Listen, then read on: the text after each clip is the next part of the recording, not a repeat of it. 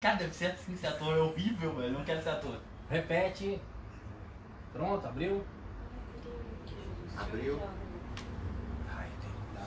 Tá abrindo É o Facebook. terceiro dia seguido que sai Tá sim. como ao vivo. Deu, certo? Tá dado como ao vivo. Tá, já tá ao vivo, então nós já estamos indo na rede. Vamos esperar chegar o pessoal. Ai, esse cara que ficou fera. Ficou Vamos esperar ótimo. chegar o pessoal. Lá eu tinha O ângulo ficou ótimo. Vai ver o sol. alguns segundos de. Delay, tem 3 segundos de delay. Eu tenho 3 segundos pra chegar até a porta. Vamos esperar chegar o pessoal. Nós vamos só aguardar até o horário certinho, Vai das convidando. 7h50. Compartilhem o link da live, compartilhem nos grupos de comunidade escolar, de professores, nos grupos de família, gente que quer uma Lusiânia melhor. Compartilha pra gente poder atingir mais público.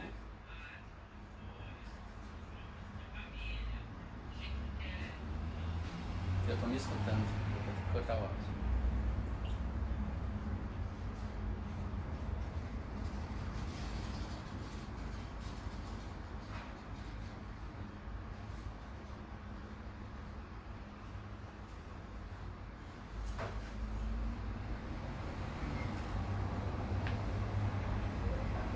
Estou compartilhando aqui no meu Facebook para que mais pessoas tenham acesso.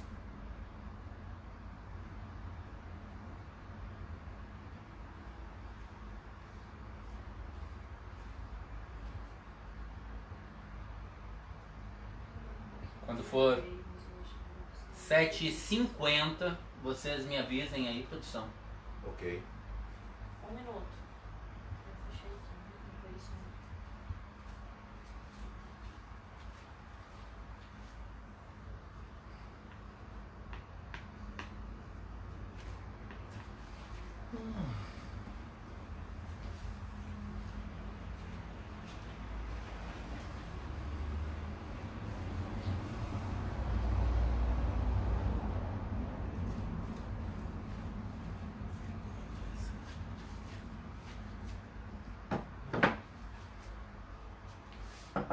Obrigado, Cristiano.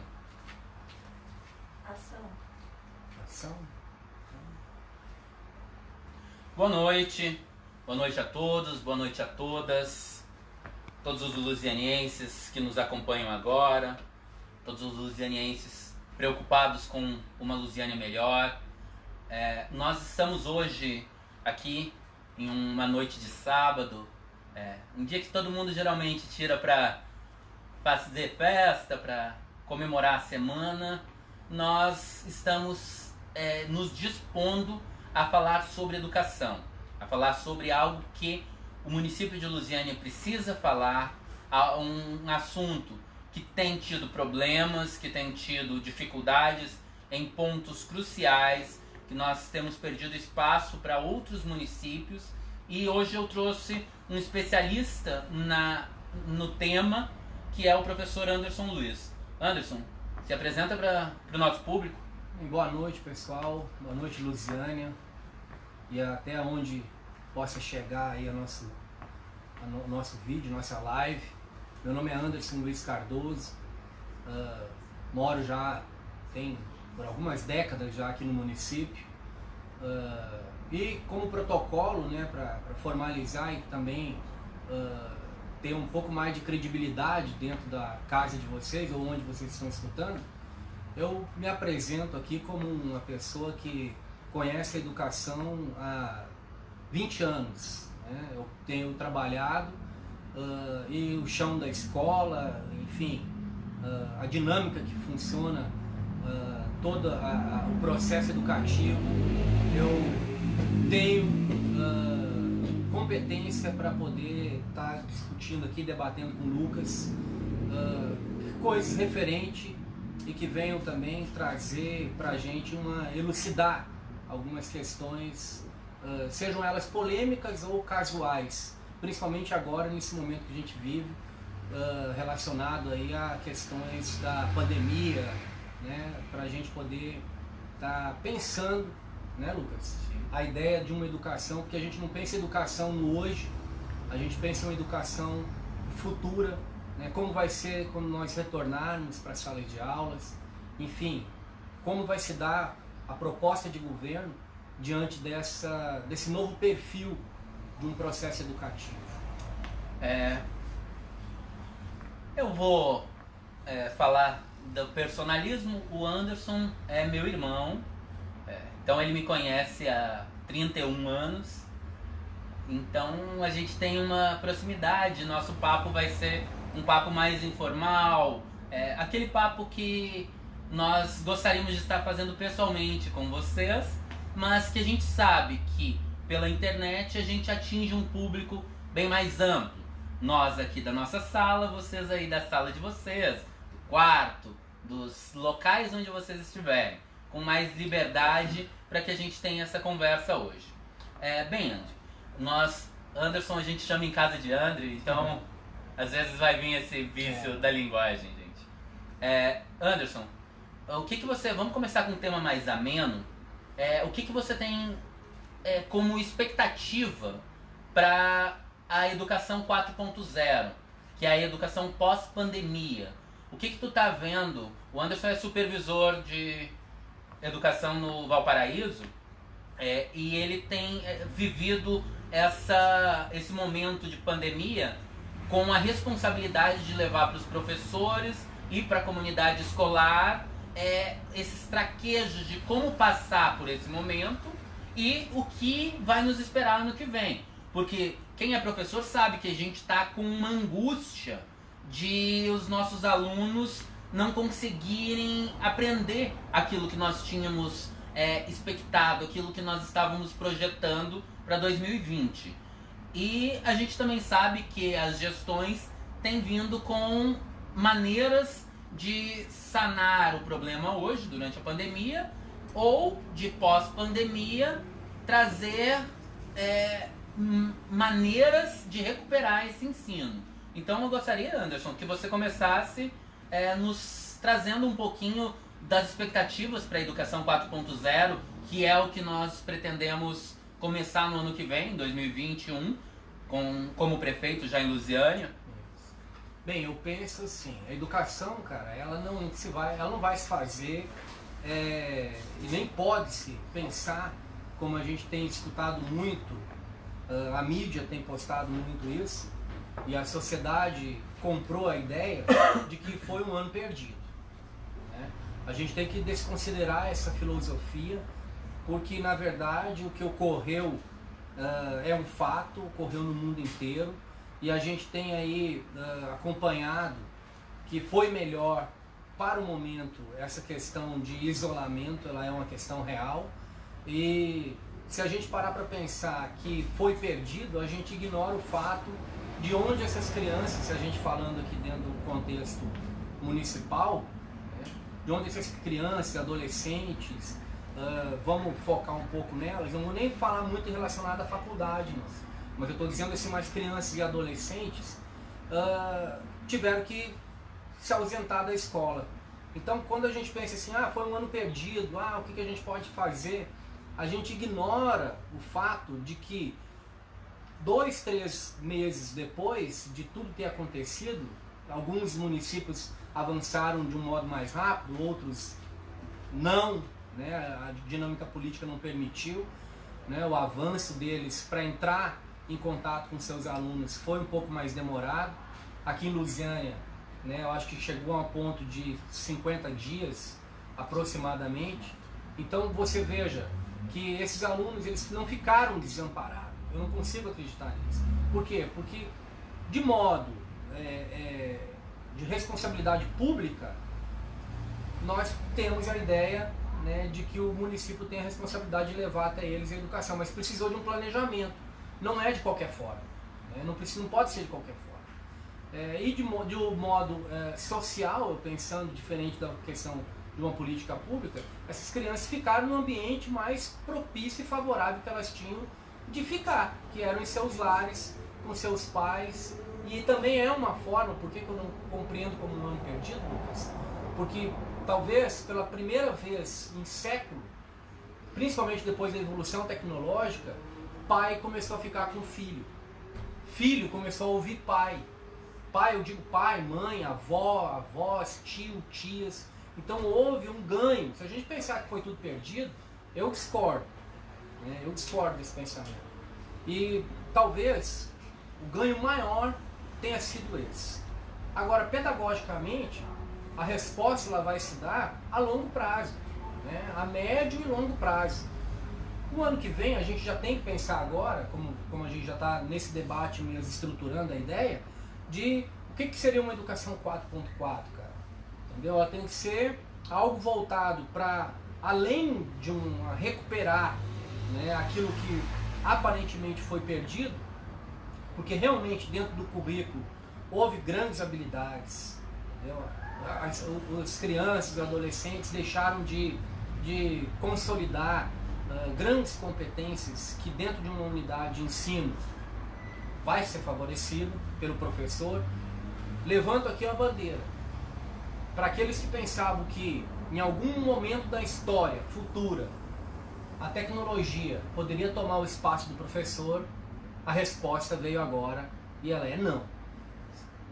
Ninguém ocupa o espaço do professor. Ninguém.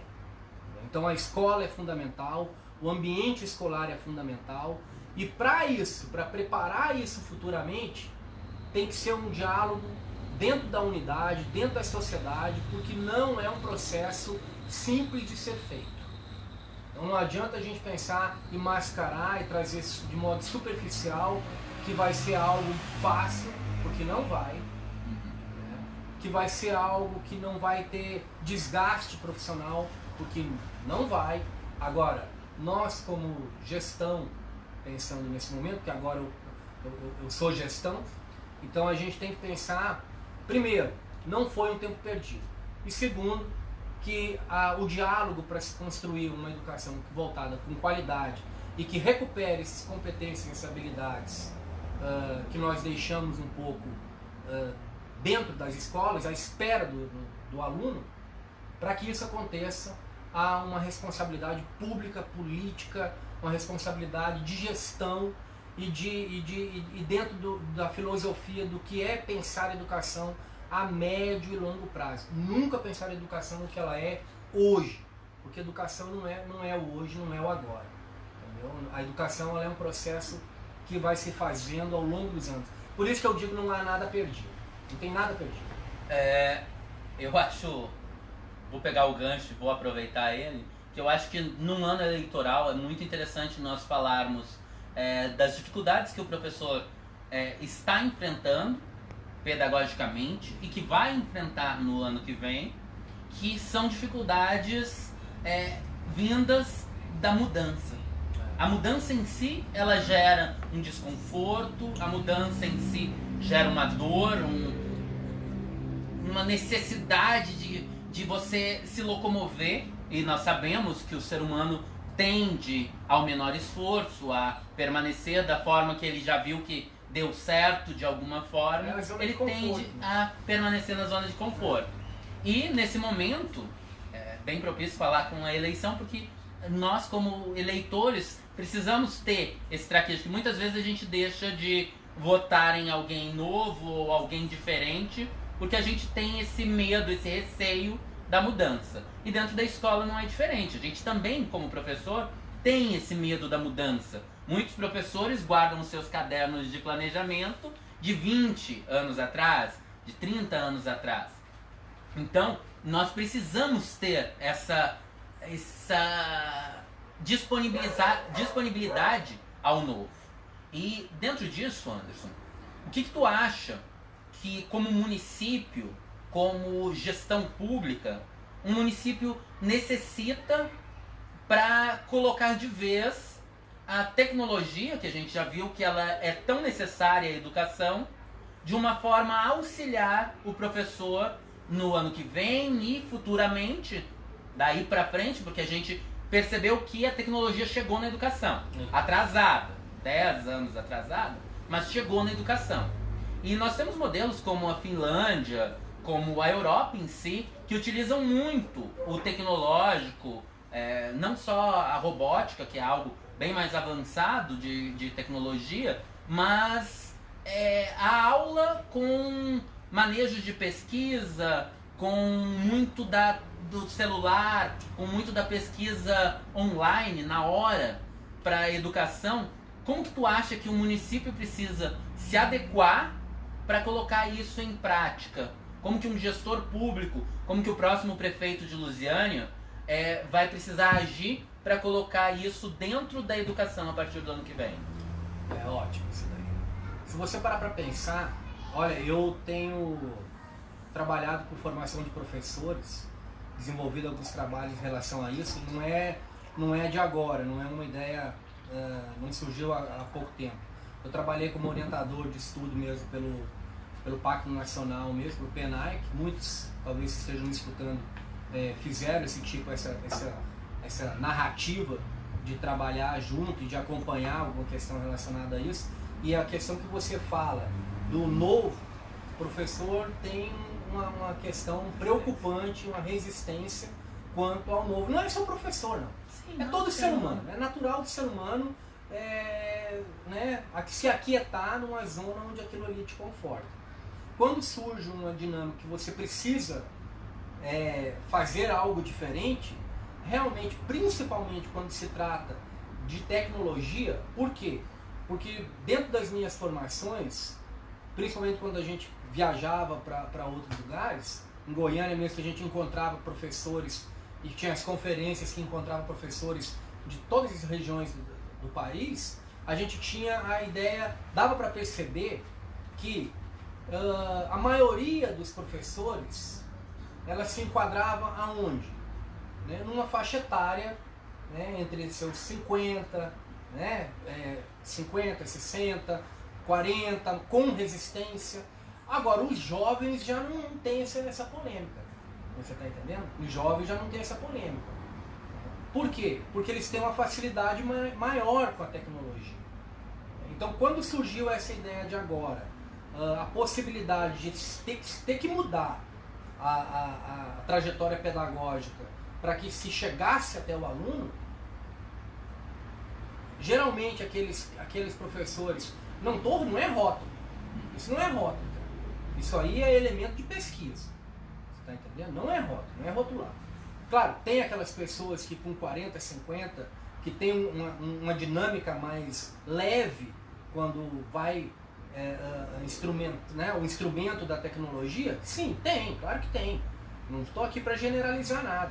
Mas a resistência maior são com os professores mais antigos de carreira, né? Aqueles mais de uma cadeira de magistério já dos seus 20 anos, né? Seus 30 anos de magistério, 30 anos não chega, mas os seus 20 anos de magistério a gente já observa uma certa resistência maior, até mesmo para o novo. Né? E isso daí foi um momento que exigiu o novo. E eu quero reforçar uma coisa. Isso não vai passar. Você vai dizer o que? A pandemia não vai passar? Não. Vírus, isso daí, logo chega a vacina, a ciência ela favorece e ela vai estar sempre, né, em busca de uma autodefesa para a existência humana. Isso daí é uma coisa inata, né? Nossa. Agora, você achar que as plataformas, que o contato que você está desenvolvendo com o teu aluno, com a família dele por meio de WhatsApp, por outras tecnologias, por outras ferramentas, como cadernos que estão sendo desenvolvidos pelas unidades escolares ou até mesmo pelo próprio sistema municipal de ensino, que isso vai chegar ao fim quando nós retornarmos para as salas de aula, eu acredito que seria uma perda terrível. Terrível. Então eu acredito que dentro do que você possa administrar como gestor, que você tenha consciência no momento em que houver o retorno, a partir do ano que vem, provavelmente, que as pessoas se conscientizem de que nós ganhamos novidade, nós ganhamos experiência.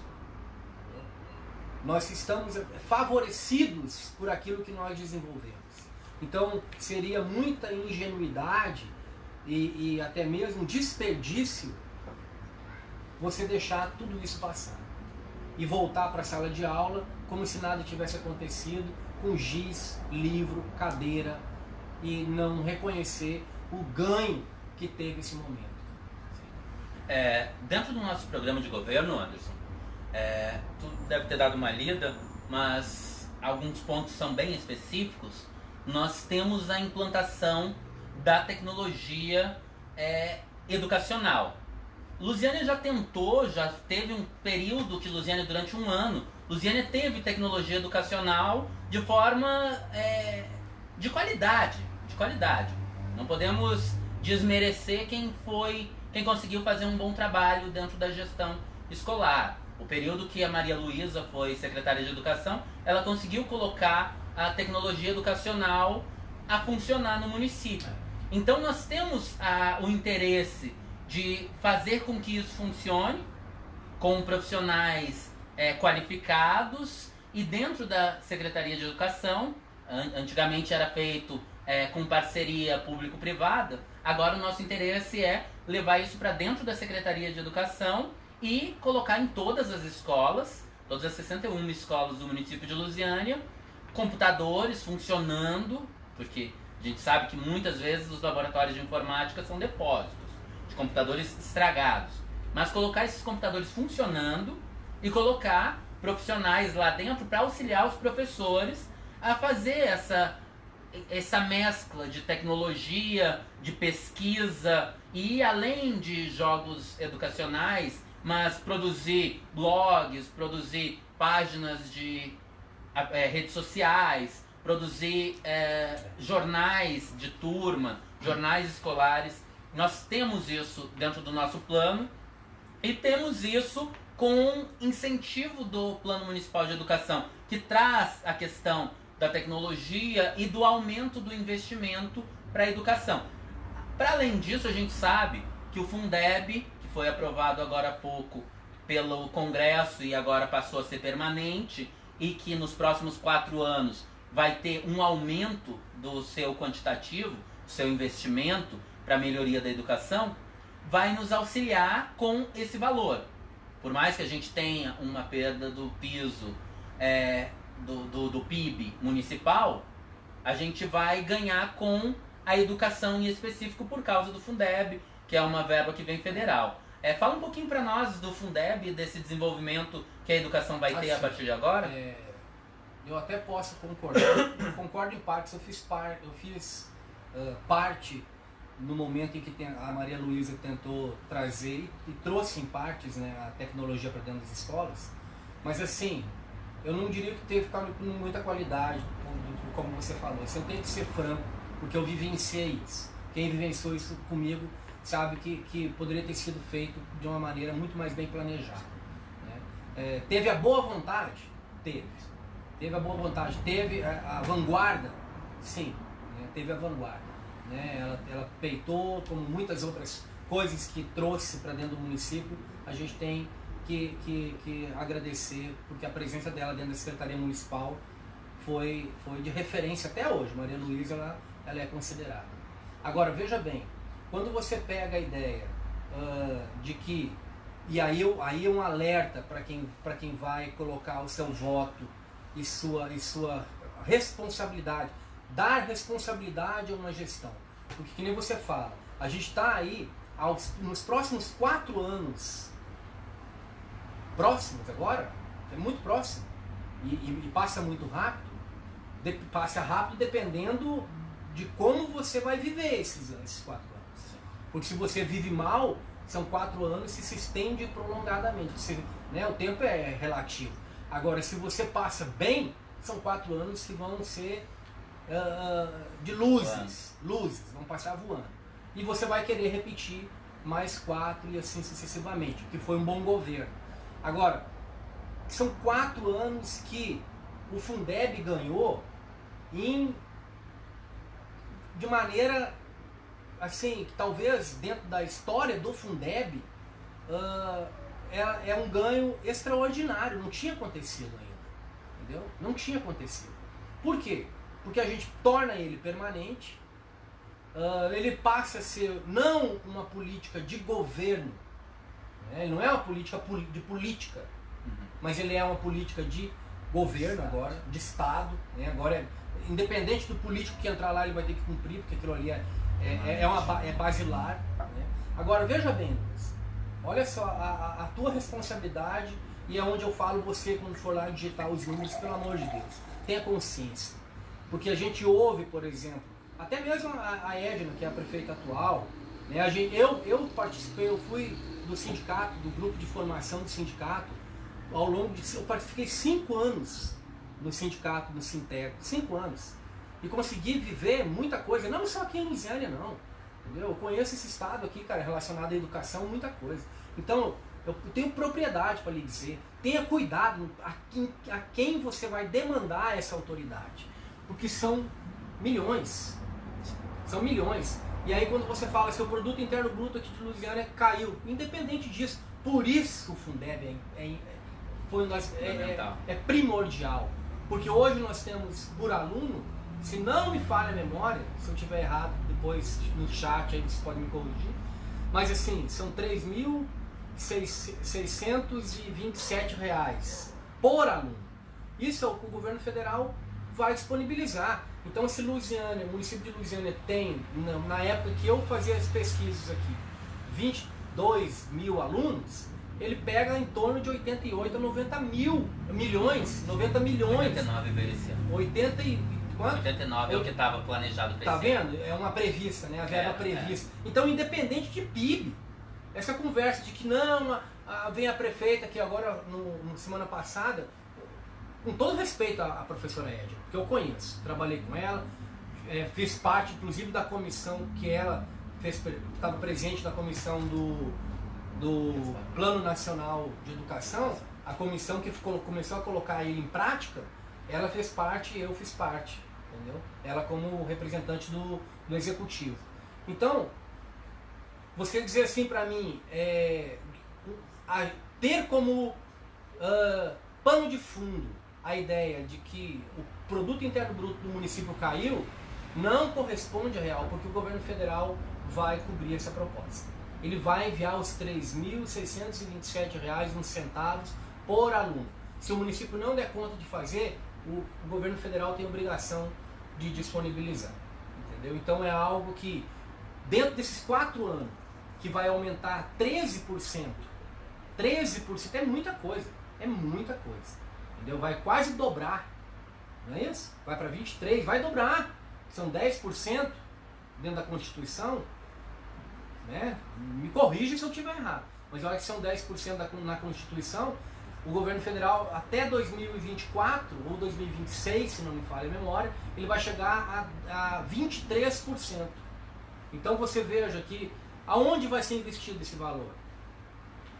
Aonde? Então dizer para mim, aí eu entro a questão, como é que nós vamos voltar para o ano que vem, o segundo ano, como é que a gente vai recuperar tudo isso? O fôlego está dentro da proposta de valorização profissional. Porque sai dos 60% também, para quem entende o que eu estou falando, relacionado à Fundeb, que paga os professores, e passa a 70%. Então tem hoje tem a bolsa, ela vem maior. Entendeu? Então quem vai administrar esse dinheiro? Quem é que vai ficar com essa pasta para poder dinamizar toda essa questão? Né? Qual é a ideologia desses que estão falando e que estão tratando a educação como algo sempre em segundo plano? Sempre tem uma desculpa. Teve a carreata agora, para voltar ao assunto, que a Edna saiu lá fora, nunca fez tanto pela educação. Poxa, cara, há quantos anos que eu já saí daqui e eu vejo que está na mesma? Então fez o quê?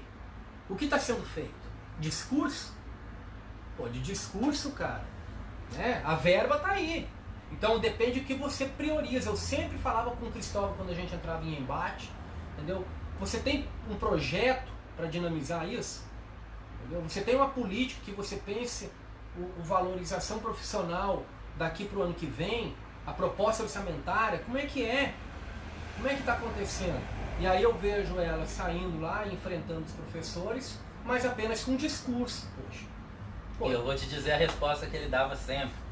O financeiro mandou avisar que não vai ter porque vai ficar na responsabilidade fiscal do município. Eu já avisei meu próximo secretário de Finanças que a responsabilidade fiscal não cobre o piso salarial dos professores porque ela está dentro do Fundeb.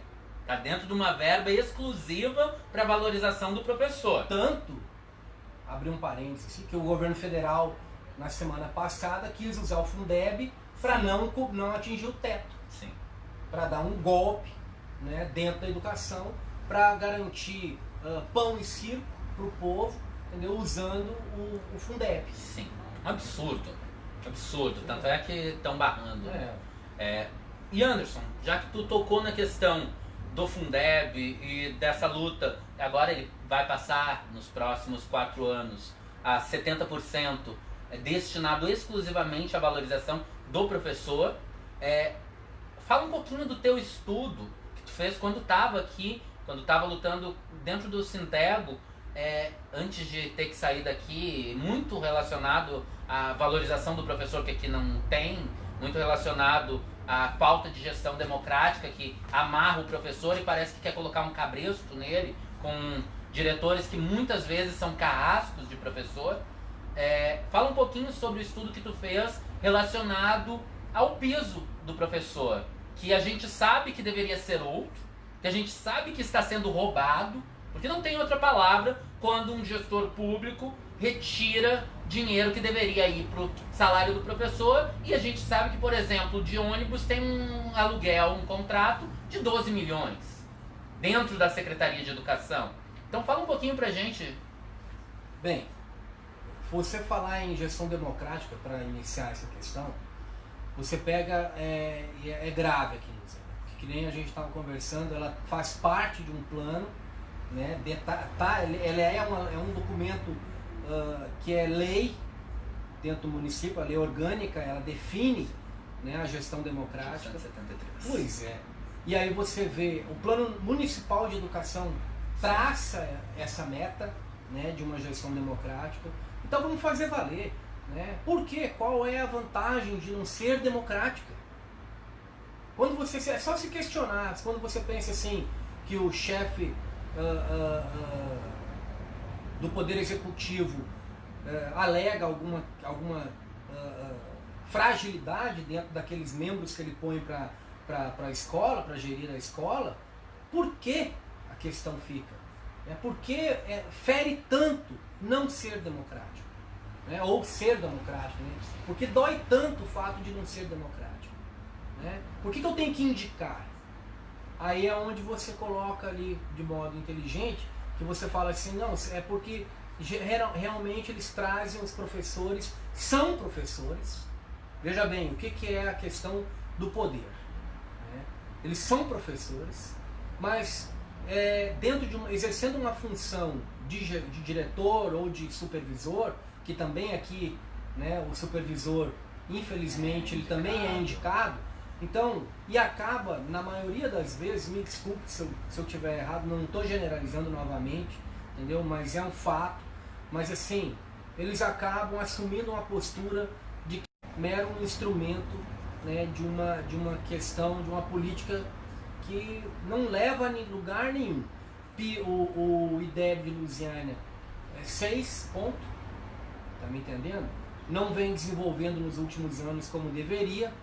Né? Você vê um município com toda essa extensão em valores de milhões, chegando quase a 100 milhões se você for pautar, porque dentro desses tem outras além dos 89 milhões, tem 25% que o município... Aliás, 28% é legal. O município aplica tem 25%. O petróleo, do petróleo. Sim. Então tem uma série de outros fundos, né, que a gente está falando só algo que é dentro do Fundeb. Mas existem outras parcelas, outros valores. Então, você tem que ver, dentro da educação, dentro da política municipal hoje, e os outros que estão se prestando a vir falar com vocês no sentido de política educacional, qual é a prioridade, o que eles estão priorizando. Né? Dá para fazer a tecnologia que você falou na pergunta anterior? Dá, perfeitamente. Dá para fazer de qualidade? Dá. A outra, de 4.4, voltar a uma educação com potência, dá, valorizando, trabalhando dentro das unidades, onde leve qualidade, porque a gente fala valorização profissional, Lucas, não é só em questão de valores em reais que entra na conta do professor todo mês. Tem o cafezinho, que ele tem lá, que ele tem que levar da casa dele para tomar. O arroz com Tem- feijão. Tem o arroz com feijão que é dado, né, assim, entre aspas, pelo município, são milhares de reais, inclusive. Né? E tem outras questões que você pode colocar como qualidade de uma educação, salas de aula, arejada, enfim, uma série de outras situações que tem como, se você priorizar aquilo que realmente é importante. Tem o que? Uns 3, 4 anos, foi no início é o primeiro mandato do Cristóvão, O quê? esse agora, Não, esse é o segundo, né? Foi no primeiro, finalizando o primeiro mandato do Cristóvão, entrando no segundo. Sim, eu fiz uma pesquisa, agora eu respondo a tua pergunta, de modo bem objetivo, entendeu?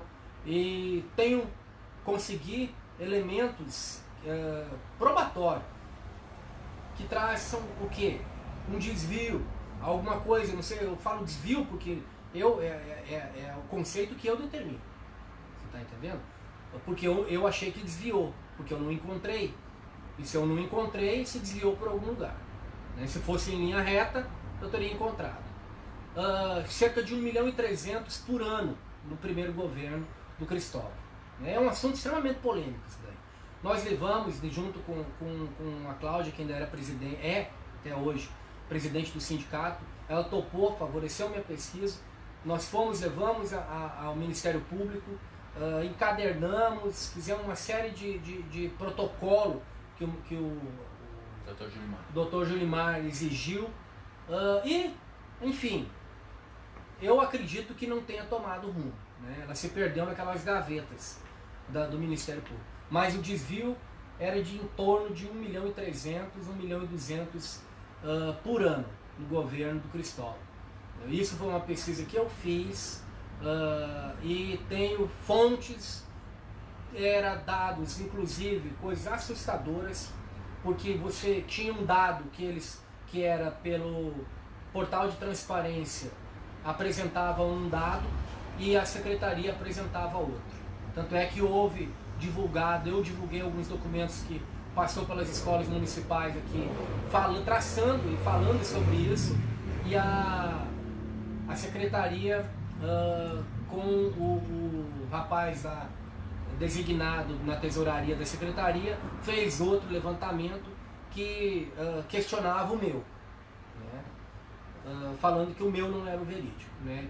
Apontando que havia erro na divulgação dos dados, enfim, algo assustador, porque eu nunca vi um governo mandar um dado para um portal de transparência e errar fontes de 1.300.000 reais, pelo amor de Deus. Isso daí é uma coisa que não é erro, isso é incompetência, né? Uma incompetência. Vamos falar dentro do que está falando de dinheiro público, poxa. Não, a gente incorre em improbidade, a gente cobre em problemas administrativos, falta de eficiência, falta de eficácia na administração pública, e a coisa pública é muito cara, né, Anderson? A coisa pública, o bem público, ele é para ser gerido e não para ser tratado como o dinheiro do bolso. Muitas pessoas veem isso muito errado. Inclusive, ultimamente, os políticos têm utilizaram muito para se eleger na eleição passada, que governar o país é como uma dona de casa governa em casa. Não é. Não é. A gente tem legalidade, a gente tem eficácia, a gente tem eficiência, a gente tem impessoalidade, a gente tem princípios administrativos que devem ser seguidos. E quando se desvia do caminho, quando sai da linha reta que deve ser traçada, porque a gente tem PPA, Plano Plurianual, a gente tem a lei orçamentária do município, a gente tem a LDO, então a gente tem diretrizes para o nosso orçamento. A gente não pode pegar o orçamento e simplesmente dizer, não, eu tô com aqui 100 sobrando, utiliza lá para comprar uma nova patrola. Não, se esse dinheiro é destinado à valorização profissional, ele tem que ser usado na valorização profissional. Eu não posso usar o dinheiro da valorização profissional para comprar kit escolar, por exemplo, com 300% superfaturado, que é o que o TCM verificou na última denúncia. Lucas, eu vou abordar um tema aqui, um alerta aqui a vocês. talvez você não seja muito bom falar, assim, dentro do que eu te conheço, né, você não seria muito bom, mas eu posso falar, entendeu? Então eu vou abrir um parênteses aqui no sentido de que a questão do Diego Sorgado, pode falar essas coisas assim? Pode falar rasgado mesmo? Entendeu? O entrevistado é tu. Eu vou te dizer uma coisa, cara. Se você acha que ele tem alguma diferença de Cristóvão, você caiu, você comprou o que ele está vendendo. Mentira. Entendeu? Porque a nascente é a mesma. Eu até coloquei isso, ele foi forjado pelas mesmas mãos que foi forjado o Cristóvão. Então não se iluda, você está me compreendendo? Que é um camarada que não tem a nascente forjada em princípios morais e políticos. Quando eu falo político, aí eu vou usar bem uma questão filosófica rapidinho, que é para não tomar muito teu tempo, que é a questão do que eu vejo muito aqui no que forjaram tanto Cristóvão quanto esse rapaz Diego. Então preste atenção em quem você vai votar, cara. Preste muita atenção em quem que você vai votar. Porque olha só, já na filosofia grega, né, você pega Platão na República, surge ali a ideia do que é político. Político vem de polis, polis vem de povo, polis vem de muito, polis vem de ser para todos. Qual é a diferença do polis? Ser id. E o que é ser id? É ser idiota. Não seja idiota. Por favor, não seja idiota. Seja mais político e menos idiota. Entendeu? Não caia, não compre o que eles estão vendendo. O que eles estão vendendo, o id. Eles são id. Eles são id. Porque eles só pensam neles. Esse é o id. É o idiota. Quando você só pensa em você mesmo, você não é político. Você é idiota. Agora, quando você tem você é forjado dentro de uma você sabe o que é pegar ônibus. Você sabe o que é não ter ônibus para pegar. Você sabe o que é se molhar numa parada. Você sabe o que é melar o pé na lama. Você está compreendendo? Porque teu bairro não tem asfalto, ou sujar de poeira porque ele não tem asfalto. E só agora, próximo às eleições, tem patrola trabalhando. O que foram feitas essas patrolas durante 4 anos? Então, por favor, não compre a ideia dos idiotas. Analise direitinho quem realmente é político, que quer o polis, o para todos, que seja um benefício e traga para dentro do nosso município algo relativo à qualidade, cara, de vida. Eu acredito que, não citando nomes, porque a gente evita processos judiciais, vamos ser francos, a gente evita processos judiciais no TRE, então a gente não cita nomes, mas a gente sabe que há 8 anos atrás, a mesma família que ganhou a eleição já escolheu o sucessor. É isso. Ainda que haja uma briga entre primos, uma briguinha entre primos, a família já havia escolhido quem seria o sucessor. E hoje, é interessante tu colocar a figura do id, todo mundo sabe que eu sou psicanalista, e a figura do id, do eu, do persona, ela identifica muito bem o político mito, o político salvador, onde ele aparece mais do que as ideias dele. Desconfiem quando o político aparece mais que as suas ideias. Quando o político aparece mais do que o seu grupo. Quando o político aparece mais do que o seu projeto. Porque aí não há um político. Aí há um idiota. Isso. Aí há um idiota. Um cara que pensa na figura dele, que está posta num pedestal, porque ele é o próprio Narciso, o próprio cheio de ego. Então nós temos que desconfiar, e mais que desconfiar, nós temos que duvidar. Aliás, duvidem de mim também. Me pesquisem, me vasculhem. Duvidem, porque a dúvida é o princípio da pureza. É na dúvida que a gente encontra a verdade. Estamos já encaminhando para os 20 minutos finais. O tempo passa rápido, eu te falei. E agora vamos falar um pouquinho do Plano Municipal de Educação, que tu tocou lá atrás. Tu começou o plano como representante dos professores À época, Sim. eu lembro que a Edna não estava representando o executivo, ela era representante do legislativo. Ah, é? Ela era representante do legislativo. Realmente. Ela era Foi. membro da Comissão de Foi, da Educação Comissão e de Cultura Educação, da, realmente. da Câmara de Vereadores. Isso. E eu participei no trajeto final, que eu fiz a consultoria para o antigo vereador Pedro Rorias. Eu fiz a parte da consultoria para reformular alguns pontos que o plano ficou um pouquinho inconsistente, porque houve uma troca de secretaria de educação e aquilo ali se perdeu metade do plano de educação e foi ruim e seria muito prejudicial. E hoje a gente sabe que o plano trazia em si uma destinação maior de verba e não foi feito. O plano trazia nele a valorização profissional do professor com a revisão do piso, que também não foi feito. A gente sabe que o plano trazia gestão democrática, que também não aconteceu, que o plano trazia descentralização da educação de jovens e adultos, que também não aconteceu, a universalização das creches, que ainda não aconteceu. Ou seja, o plano está engavetado. O plano tá, alguém pegou o plano, colocou embaixo da bunda e sentou. Então, fala um pouquinho a respeito do problema que nós temos quando políticas públicas feitas com o povo, democraticamente, são engavetadas, Anderson. Olha, eu vou ir até no princípio disso daí, porque a gente pegou um plano municipal de educação na época que foi construído por incompetência. Vamos falar logo sério. Porque aí é que está a questão, sabe? A quem você demanda poder. Né? Porque tinha dentro do que ocupava as cadeiras da Secretaria Municipal de Educação, que era o antigo padre, que era esse padre, não me fale o nome dele. Mas não lembro. Eu não me lembro o nome dele. Ele ficou lá, ele passou. Que pena que ele passou por ali, porque ele passou por ali e fez muito estrago. Né? Ele era cordeiro da Jaqueline. Né? Ele era um cordeirinho da Jaqueline. E depois ele passou, se não me falha a memória, a ser cordeirinho da Cleo Pires. Entendeu? E quando surgiu o plano municipal, foi dado a ele a competência. E ele fez uma asneira. Ele não sabe o que é educação. O homem nunca fez, não tinha nem noção do que é educação. Porque educação é ponte, Lucas. A educação ela tem pilares. Né? E dentro desses pilares, um deles é ser ponte. Né? Ser ponte, para você ter conquistas dentro daquilo que você faz. O plano municipal, quando a gente pegou, a gente teve que refazer ele. Teve que refazer com pessoas dentro da secretaria que aí vieram com competência.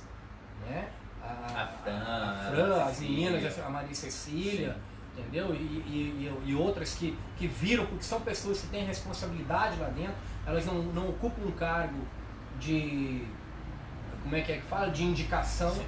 Elas têm competência para estar ali onde elas estão, então elas vieram dispostas a falar assim, não, a gente precisa mudar isso aqui, que era uma vergonha, entendeu? E graças a Deus deu tempo, né? Porque foi tudo em cima da hora, inclusive.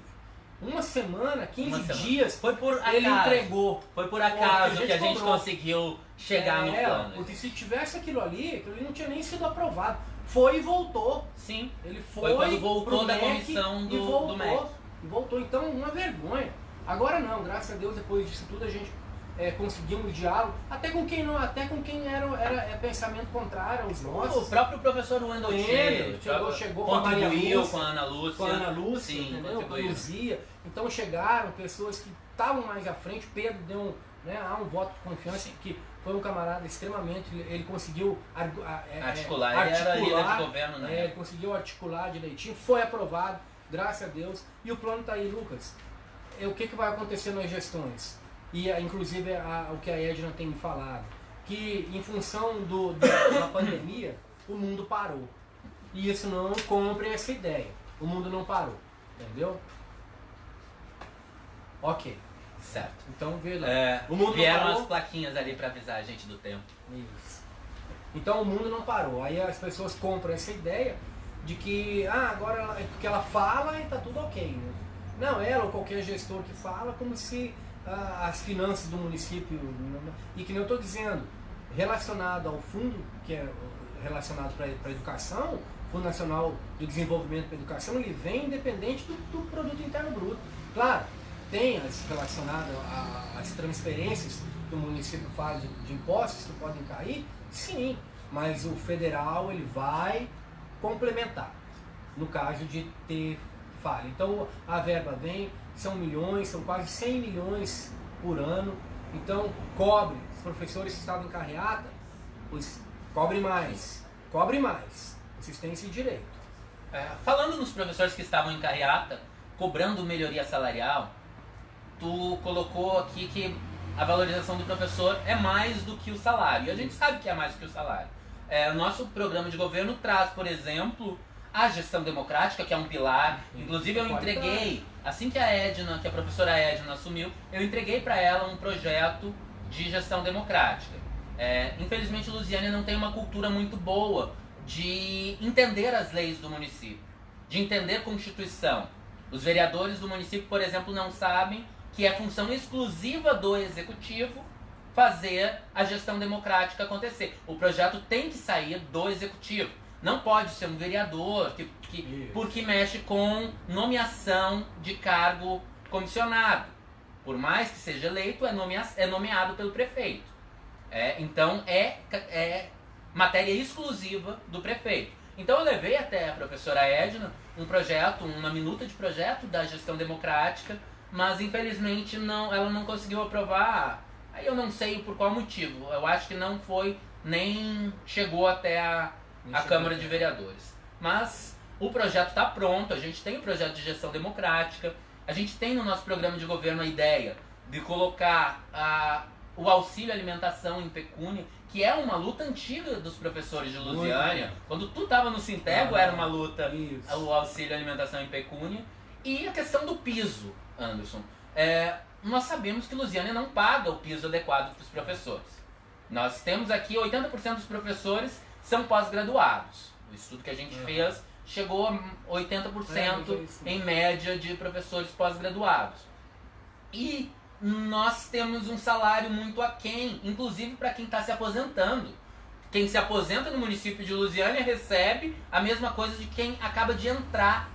Ou seja, o aposentado de 25 anos recebe o mesmo que o piso da carreira. Então nós temos discrepâncias que precisam ser ajustadas. Tu acha, Anderson, que é possível, é viável e está dentro do orçamento o piso salarial dos professores, chegando próximo ao piso de Brasília, que não é algo sobrenatural? Brasília paga hoje 4.400, 4.300 e alguma coisa de piso salarial. Tu acha que é possível? Mas é claro. Se você parar para pensar, que nem eu tô te dizendo, cara, a mesma verba que vem para o município de Lusiânia vem para todo o país. Ó. Você está compreendendo? Então, se vem 3.627 hoje, em 2020, por aluno, que vai entrar nas transferências para o Fundeb, vai entrar aqui no Brasil, vai entrar aqui em Lusiânia e entra também no Distrito Federal, no Valparaíso, no Ocidental. Então, o que vai determinar? Número de alunos, número de funcionários, e uma série de outras questões dentro daquilo que a pasta gerou dentro de um projeto de prioridades. Se você entrar no teu governo com uma prioridade de valorização profissional, que seja real, porque quando o Fundeb nasceu, ele valorizar profissionalmente.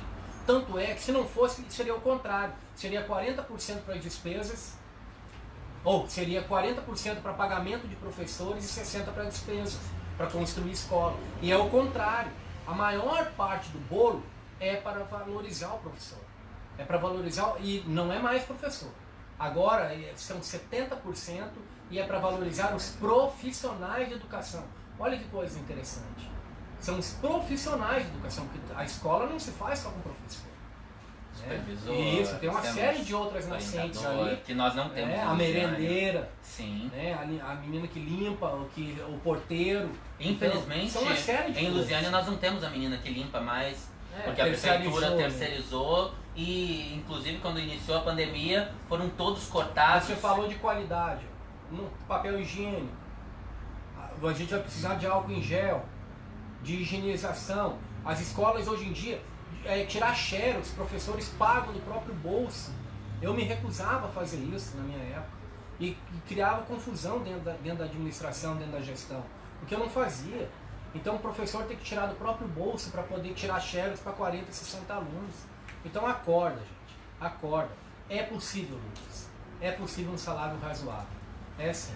Eu falo porque eu estou falando de 3 anos, foi a última pesquisa que eu fiz para o município de Lusiânia, era possível. Com todas as margens. Dentro do sindicato, nós fizemos, e o sindicato que eu Sintego, forte e preciso nas suas indagações, que a gente pegou consultoria de Goiânia. Então o que me apoiou dentro das minhas pesquisas foram consultores de Goiânia. Então há possibilidade. Tá ok? Há possibilidade. Então, para você que está ouvindo essa live, acredite. Mas acredite naquilo que, como você falou, dentro daquilo que flui como ideia. E que as ideias apareçam mais do que os idiotas. Por favor, gente. Estamos nos encaminhando para os minutos finais. E eu acho que é um assunto muito caro também, Anderson, que a gente toque, que a gente fale a respeito da formação dos professores. Nós temos muitos professores pós-graduados em Lusiânia e que recebem como graduados, porque só recebe como pós-graduado a merreca que vem de aumento, que é a porcentagem. Então, se nós temos um salário baixo, a porcentagem em cima é baixa. Mas eles param na pós-graduação, porque o município não incentiva o que é lei, ele não incentiva a licença para os professores fazerem mestrado, ele não incentiva bolsa para os professores continuarem a educação continuada a nível de mestrado, doutorado, que, por exemplo, a gente cita a Finlândia como o exemplo de educação, porque os caras são bons, os caras saíram lá de trás. Lá em para ser 5 professor anos, você tem que ser o melhor. Lá para você professor, você precisa ser mestrado. Você tem que ser o melhor. Você tem que ser mestre. E aqui a gente parou, porque muitas vezes o professor não consegue fazer o mestrado. E agora em Lusiânia nós vamos ter mestrado na UEG. Mas ano que vem, se os professores não tiverem a licença, eles não conseguem fazer o mestrado.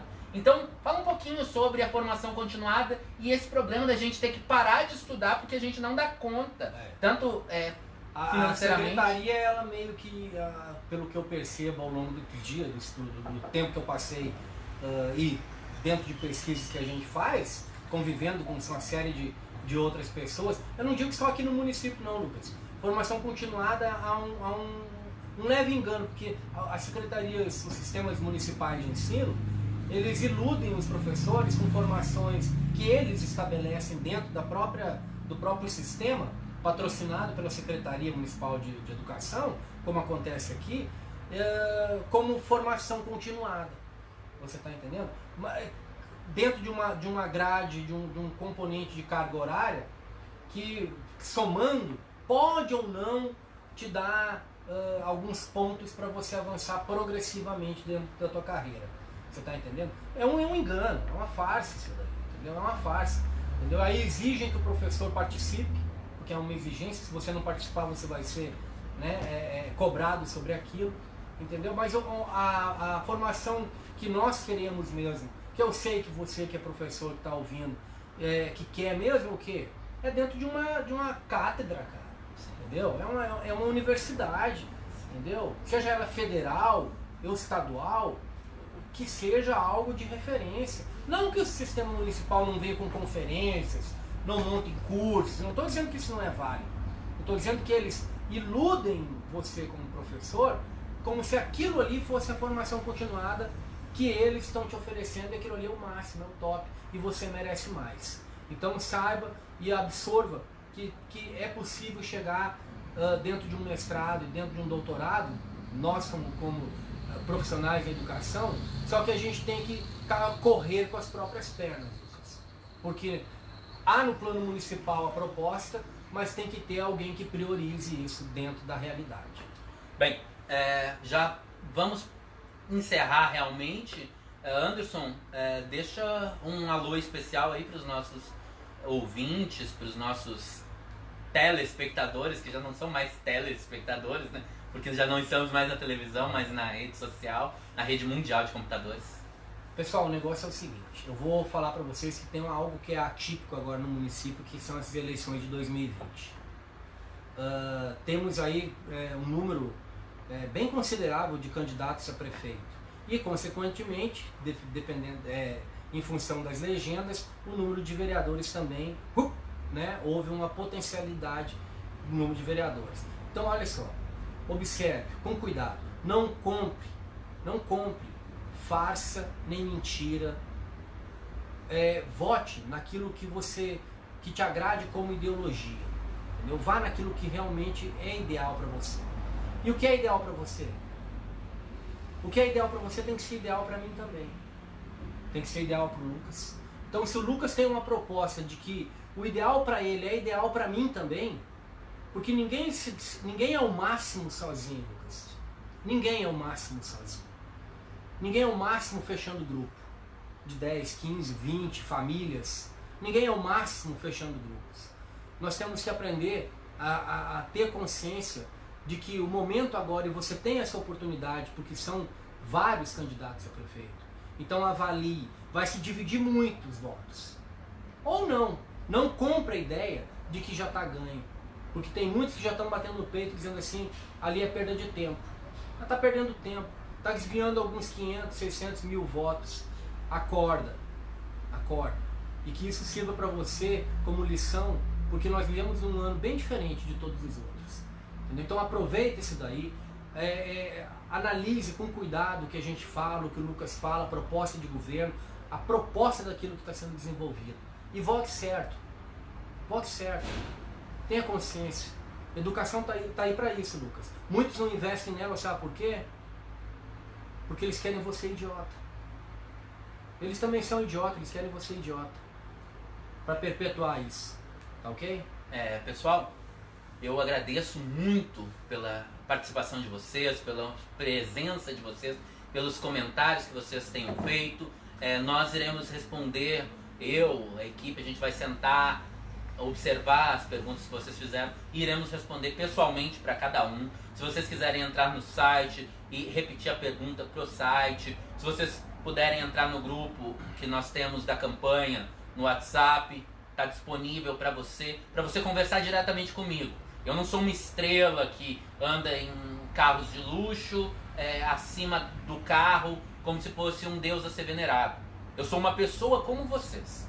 Eu sou um trabalhador, eu estou aqui no dia a dia, eu estou aqui para dialogar com vocês. Eu não sei mais que vocês e também não sei menos. A gente está aqui para traquejar essa aprendizagem para juntos fazer o conhecimento. Então, participe com a gente, continuem comentando, nós vamos responder a todos. E agradeço de coração, gratidão a todos vocês. Agradeço Anderson, meu irmão, pelas palavras impactantes muitas vezes e esclarecedoras em todas elas. E fica com a gente, acompanhe nossas redes sociais, acompanhe nossas lives como essa, que foi a nossa primeira com o tema de educação, porque nós acreditamos numa cidade inteligente. E uma cidade inteligente se constrói com cidadãos inteligentes. Vamos construir junto essa Lusiânia inteligente que a gente acredita. Dia 15 de novembro, vote certo, vote 50. Muito obrigado. Obrigado, Anderson.